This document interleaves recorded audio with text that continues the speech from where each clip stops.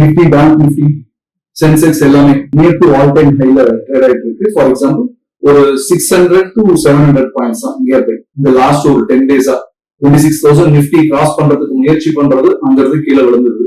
இதேதான் நடந்துருக்கு. இந்த இடத்துல வந்து நிறைய நெகட்டிவ் ரூமர்ஸ் வந்துட்டு இருக்கு. யூஎஸ் ரெசெஷனுக்கு அடுத்தது யூஎஸ் டாரிஃப், சைனா மேல இம்ப்ளிமெண்ட் பண்ணக்கூடிய டாரிஃப், இந்தியாவுக்கான டாரிஃப் கொடுத்திருக்க டைம் எல்லாமே வந்து பேஸ் பண்ணி மார்க்கெட் கீழே தான் வரும் அப்படின்ற ஒரு மார்க்கெட் வந்து நிறைய இன்வெஸ்டர்ஸ் கேலையும் நிறைய மார்க்கெட் நியூ கமர்ஸ் கிட்டையும் இருக்கு. இந்த மாதிரியான ஒரு தாட் ப்ராசஸ்ல இருக்காங்க. 100% அவங்களுக்கு இந்த வீடியோ அப்படின்னு நினைக்கிறேன். ஏன் அப்படின்னு கேட்டீங்கன்னா மார்க்கெட் கீழே வரதுக்கான சான்சஸ் ரொம்ப கம்மியா தான் இருக்கு. நியர்லி மார்க்கெட் வந்து 26,200 to 26,300 பிரேக் பண்ணுச்சு நிஃப்டி அப்படின்னா 100% நிஃப்டி வந்து 29,000 வரைக்கும் போறதுக்கான பாசிபிலிட்டிஸ் இருக்கு. மைபி இயர் எண்டுக்குள்ள கூட நடக்கலாம். ரிசெஷன் மூலியமாவோ government, US government tariff market பெருசா கீழே வரும்னு நினைச்சுக்கிட்டு இருந்தீங்கன்னா அது உங்களுக்கு எல்லாத்துக்கும் இன்ஃபர்மேஷன்.